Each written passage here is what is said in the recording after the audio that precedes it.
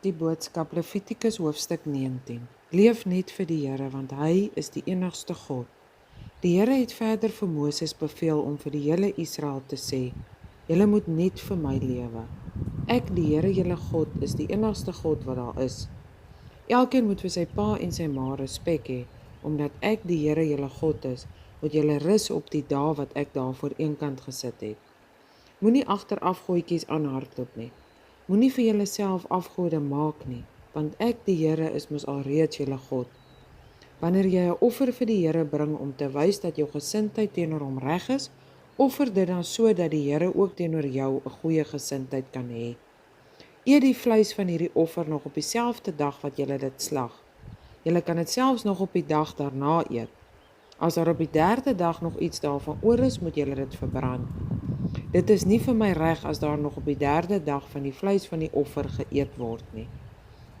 Dit het dan alreeds sleg geword. Iemand wat dit eet, doen boonop sonde, want hy gebruik die offer wat vir die Here gebring is vir homself. Daar is nie plek vir sulke mense in my volk nie.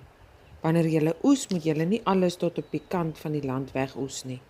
Julle moet ook nie die are wat met die oes op die grond bly lê, agterna weer gaan optel nie. Julle moet ook nie julle wingerde kaal stroop tot op die laaste korrel nie.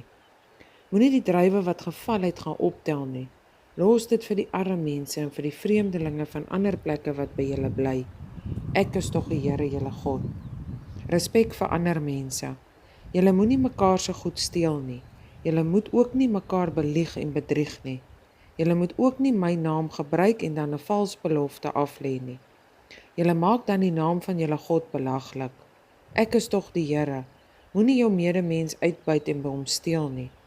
Betaal die tydelike werker wat jy hom skuld. Moenie dit terughou nie. Uit respek vir jou God mag jy nie 'n dowe persoon met minagting behandel nie. Jy moet ook nie iets in die pad van 'n blinde mens sit sodat hy daaroor val nie. Ek is die Here. Wees regverdig wanneer jy besluite moet maak. Moenie kant kies vir iemand omdat hy arm is of omdat hy belangrik is nie. Jy moet jou medemens regverdig behandel. Moenie loop en kwaad praat oor ander nie. Moenie jou naaste se lewe bedreig nie. Ek is die Here. Moenie met 'n wrok in jou hart teen 'n ander rondloop nie. Praat die saak met hom uit sodat jy nie oor hom begin verkeerd doen nie. Moenie loop en kyk hoe jy iemand kan terugkry nie. Moenie met 'n grief rondloop teen een van jou volksgenote nie. Jy moet net soveel vir ander omgee as wat jy vir jouself omgee. Ek is die Here. Verdere voorskrifte. Julle moet by my reëls hou. Moenie verskillende soorte diere met mekaar paar nie. Julle moet ook nie verskillende soorte saad in dieselfde land saai nie. Julle moet ook nie klere dra wat van verskillende soorte materiaal gemaak is nie. Iemand anders se werker kan aan 'n ander man beloof wees. As iemand by haar slaap terwyl die ander man nog nie vir haar betaal het nie en haar eienaar het haar nog nie laat gaan nie, moet daar slegs vergoeding betaal word. Die twee hoef egter nie doodgemaak te word nie. Sy behoort nog steeds aan die oorspronklike eienaar. Die man wat by haar geslaap het, moet 'n ram vir sy skuld by die ingang van die Here se tent kom offer. Die dienaar by die tent sal die ram slag om vir hom vergifnis by die Here te kry vir die oortreding wat hy begaan het. Hy sal vergewe word vir wat hy aangevang het. Wanneer julle in die land gaan woon waarin ek julle vat en julle vrugtebome daar plant, moet julle vir die eerste 3 jaar glad nie die vrugte pluk nie. Hulle is dan soos iemand wat nog nie besny is en nog nie aan my volk behoort nie. Hulle mag nog glad nie geëet word nie. In die 4de jaar moet al die vrugte aan die Here gewy word om vir hom daarvoor dankie te sê. Van die 5de jaar af mag julle die vrugte eet. So sal die bome meer vrugte dra. Ek is die Here julle God.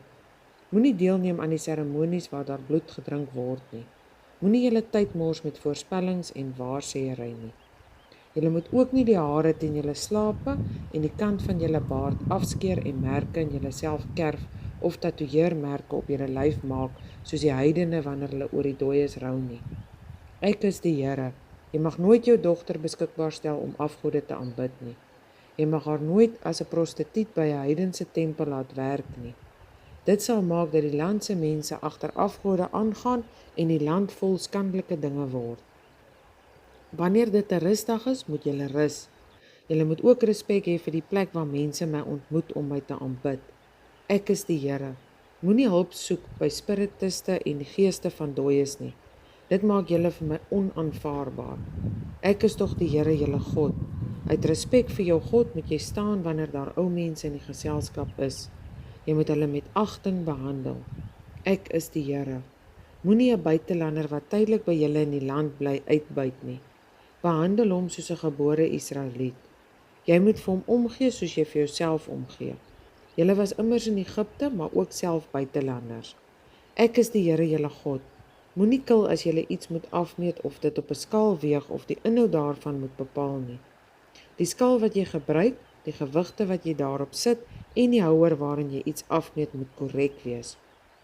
Omdat ek, die Here julle God, julle uit Egipte bevry het, moet julle my reëls en voorskrifte volg en volgens hulle optree.